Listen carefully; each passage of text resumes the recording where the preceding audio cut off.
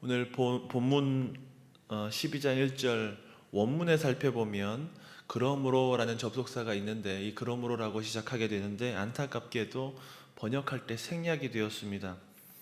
그러므로라는 접속사가 중요한 이유는 앞에 나온 하나님의 말씀, 부활 생명의 표적, 나사로의 사건과 오늘 본문에서 나오는 마리아 향유 부은 사건이 긴밀하게 연결되어 있다는 것을 알려주기 때문입니다. 베드로가 죽다 살아나는 이런 일이 예수님에게 있을 것이다, 이것을 알려주는 의미입니다.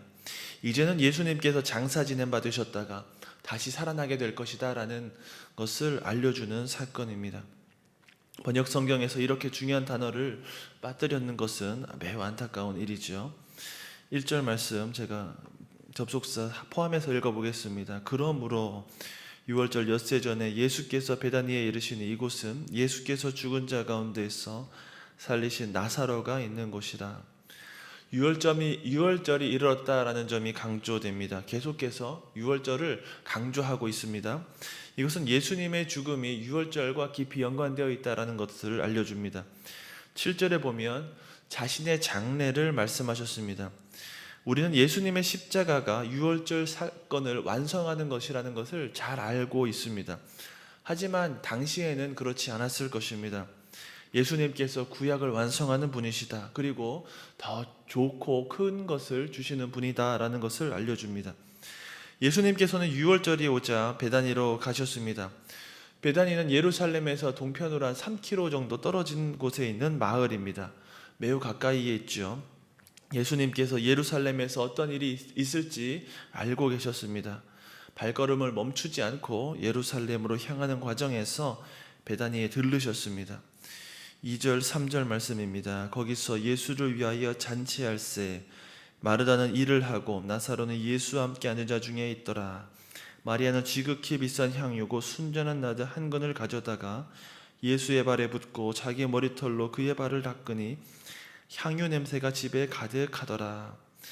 예수님께서 베다니에 도착하자 마리아, 마르다 자매가 잔치를 열었습니다. 다른 복음서에서는 베다니 시몬의 집이다 라고 기록하고 있는데 요한복음에서는 일부러 그 내용도 빠뜨렸습니다.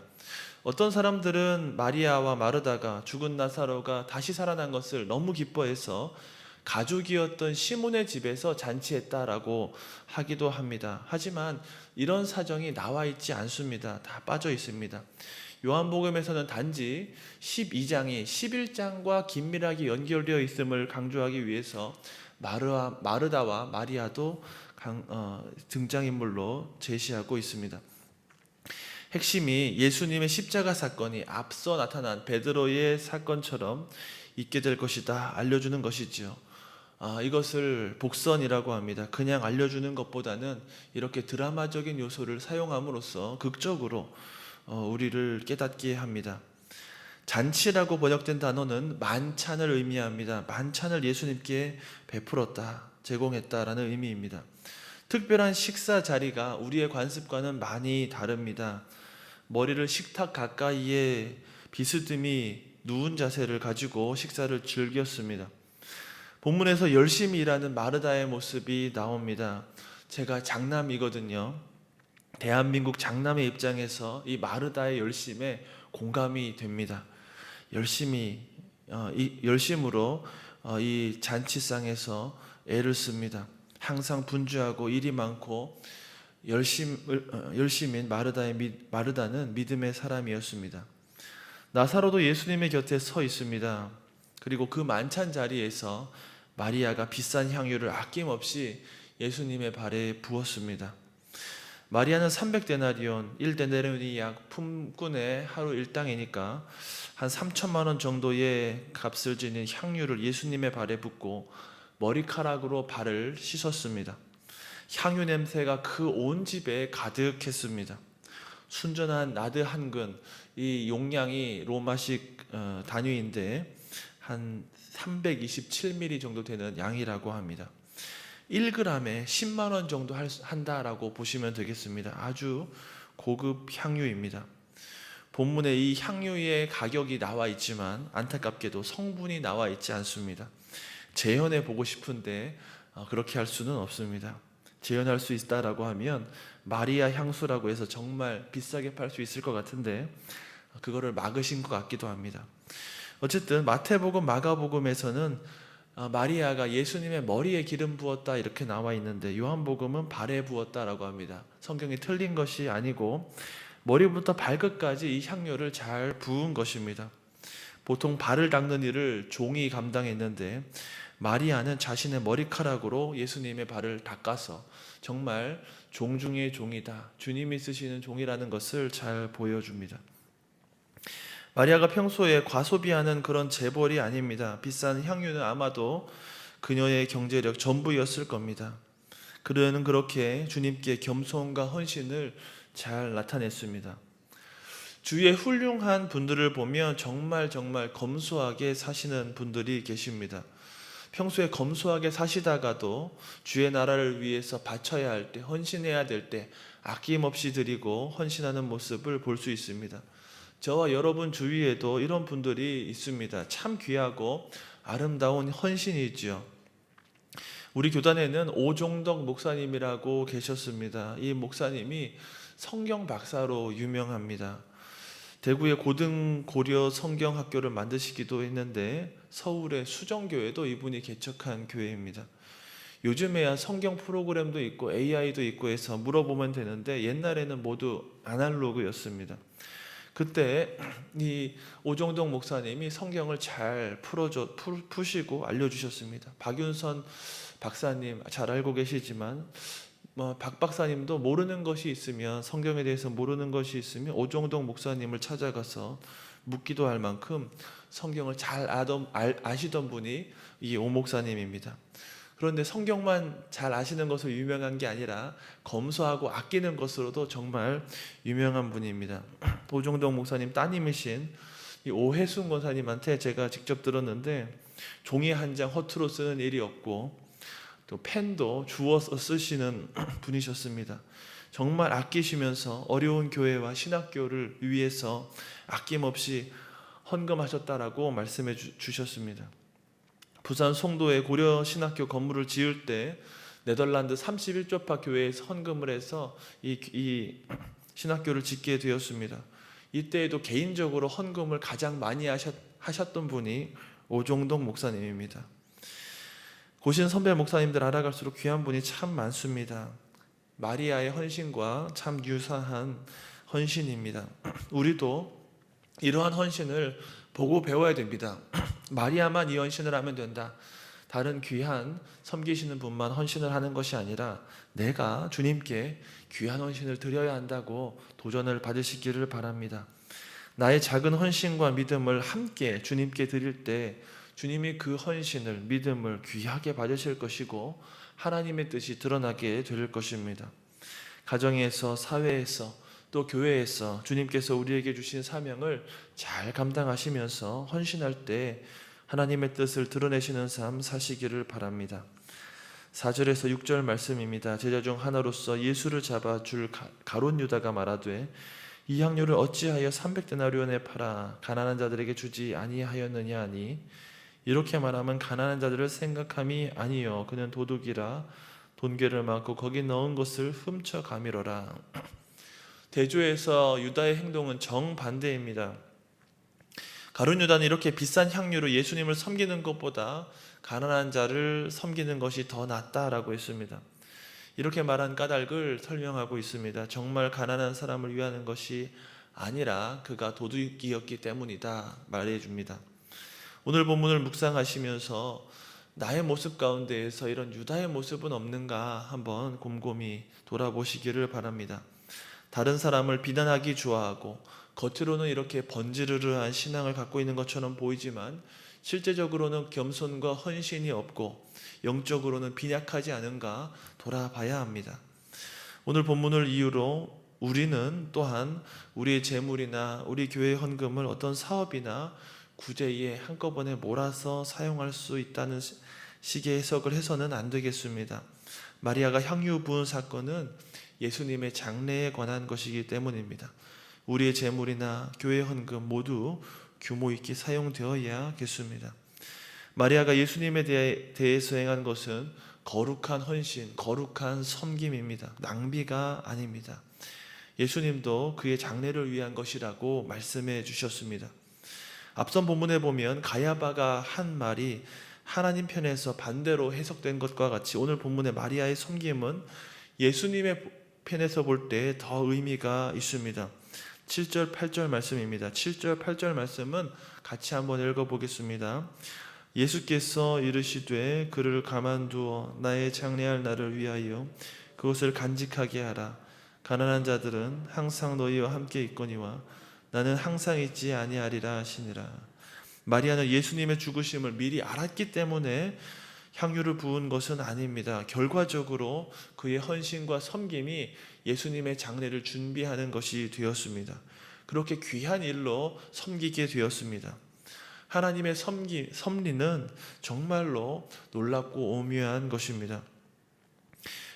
그러므로 우리는 기도하면서 헌신해야 합니다. 우리가 믿음을 가지고 크고 작은 헌신을 하나님 앞에 드릴 때 하나님께서는 기쁘게 받으시고 귀하게 사용하실 것입니다. 우리가 미처 계산하지 못한 놀라운 일들이 우리 주위에서 우리 삶 가운데에 일어나기를 간절히 바랍니다. 주님께서는 가난한 자들은 너희와 함께 있지만 나는 항상 있지 않다라고 말씀하셨습니다. 가롯 유다의 말을 반박하시고 예수님께서 죽으실 것을 돌려서 말씀하신 것입니다. 9절에서 11절 말씀입니다. 유대인의 큰 무리가 예수께서 여기 계신 줄을 알고 오니 이는 예수만 보기 위함이 아니요 죽은 자 가운데서 살리신 나사로도 보려 함이로라. 대제사장들이 나사로까지 죽이려고 모이하니 나사로 때문에 많은 유대인이 가서 예수를 믿음이로라. 많은 유대인들이 이 자리에 있었습니다. 유대인들 가운데에는 예수님을 믿는, 예수님을 따르는 이들도 있었습니다. 나사로가 다시 살아난 것을 목격했기 때문에 예수님이 어떤 분이신지 알고 따르게 된 것입니다. 예수님만 보러 온 것이 아니라 나사로도 보러 왔습니다. 우리도 마찬가지입니다. 예수님의 증인된 우리를 통해서 예수님을 보게 되는 일들이 있게 됩니다. 나사로처럼 우리도 예수님을 증거하는 증인의 삶을 살아야 됩니다. 우리의 삶을 보고 우리의 언행을 보고 예수님이 어떤 분이신지 알고 예수님이 진리시다는 것을, 빛이시다는 것을 깨닫고 돌아오는 역사들이 많이 있었으면 좋겠습니다. 그런데 지도자들 대제사장 가야바와 대제사장들은 사내들인에 모여서 예수님을 따르기는커녕 예수님과 나사로 모두를 죽이려고 모의했습니다. 어제 설명한 것처럼 원래 대제사장은 한 명이어야 하는데 로마의 지배 아래에서는 다수의 대제사장들이 세워져서 독재를 막았습니다. 이들이 나사로 때문에 많은 유대인들이 예수님을 믿었기 때문에 예수님도 죽이고 또 나사로까지 함께 죽이고자 했습니다. 많은 사람이 예수님을 믿게 되었지만 그만큼 예수님을 위협하는 세력도 많고 또 커져갔습니다. 정말 이상한 것은 당시 종교 지도자들이라는 사람이 예수님을 거부하고 위협한 것입니다.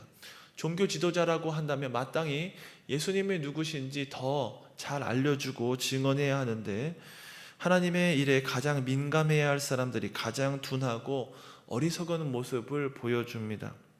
오히려 하나님을 대적하고 사람들이 그에게로 가는 것을 가로막았습니다. 요한복음을 살펴보면 이 두 무리의 사람들이 대조되고 있습니다. 빛에 속한 사람과 어둠에 속한 사람이 그들입니다. 양의 무리에 든 사람 그리고 들지 않은 사람들이 대조됩니다. 예수님을 믿는 사람, 믿지 않는 사람 대조됩니다. 서로 어울리지 못합니다. 주님께서는 마태복음 12장에서 이렇게 말씀하십니다. 나와 함께하지 아니하는 자는 나를 반대하는 자요 나와 함께 모으지 아니하는 자는 해치는 자니라. 예수님을 믿지 않는 자들은 예수님을 따르지 않을 뿐만 아니라 거부하고 대항합니다. 우리 가운데 우리가 삶는 우리 주위를 봐도 정말 그렇습니다. 예수님의 행적과 죽으심, 부활을 가만히 살피면 정말 진리이고 복음이란 것이 너무나 분명합니다. 반박할 수 없는 사건이고 놀라운 일입니다. 예수님의 제자가 되는 일이 정말 상식적입니다. 하지만 많은 사람들이 예수님에 대해서 관심이 없거나 혹은 부정적입니다. 주님이 말씀하셨던 것처럼 이 믿음의 영역은 영적인 일이기 때문입니다. 이 말씀은 우리가 예수님을 더 잘 따르기 위해서 어떻게 해야 하는지 알려줍니다. 그것은 예수님이 어떤 분이신지 잘 알아야 한다는 것입니다. 예수님이 누구신지 알아야 올바른 열심을 낼 수 있습니다. 그래서 요한이 영생은 곧 유일하신 하나님과 그의 보내신 자를 아는 것이라고도 했습니다. 말씀을 맺습니다. 사랑하는 성도 여러분, 마리아, 마르다, 또 나사로는 예수님이 어떤 분이신지 더 잘 알게 되었습니다. 그때에 이전보다 더 적극적인 헌신과 봉사를 하게 되었습니다. 비싼 향유가 전혀 아깝지 않았고 그의 머리와 발에 부어도 감사할 따름이었습니다. 우리의 봉사와 섬김이 이러했으면 좋겠습니다. 어떠한 보상을 원하지 않고 진정한 것이 되기 위하여서 우리는 예수님이 어떤 분이신지 잘 알고 따라가야 됩니다. 우리에게 이미 베풀어 주신 영생 복락을 우리가 잘 깨닫고 믿는다면 우리의 헌신과 나눔은 그 어떤 대가나 바라는 것이 없을 것입니다. 온전한 헌신과 나눔이 될 것입니다. 예수님께 향유를 부었던 마리아는 다른 봉사와 헌신에도 힘을 썼을 것입니다. 예수님의 발에 부은 향유로 그의 섬김이 끝난 것이 아닙니다. 우리가 참된 봉사와 헌신을 하기 위해서 우리 주님을 더 깊이 알아가시기 바랍니다. 그리고 주님께 우리의 삶을 드립시다. 그럴 때 주님께서 주시는 사죄와 부활의 은혜가 넘치게 될 것이고 나사로와 같이 우리의 삶도 주님의 증거가 될 것입니다. 예수님의 표적을 가리려고 수단과 방법을 가리지 않은 세상 가운데에서 예수님의 십자가 죽으심을 드러내는 거룩한 헌신을 담당하는 우리 가정과 교회 되기를 주님의 이름으로 축원합니다. 아멘. 기도하겠습니다. 하늘에 계신 우리 아버지, 아버지의 이름을 거룩하게 하시며 아버지의 나라가 오게 하시며 아버지의 뜻이 하늘에서와 같이 땅에서도 이루어지게 하소서. 오늘 우리에게 일용할 양식을 주시고 우리가 우리에게 잘못한 사람을 용서하여 준 것 같이 우리 죄를 용서하여 주시고 우리를 시험에 빠지지 않게 하시고 악에서 구하소서. 나라와 권능과 영광이 영원히 아버지의 것입니다. 아멘.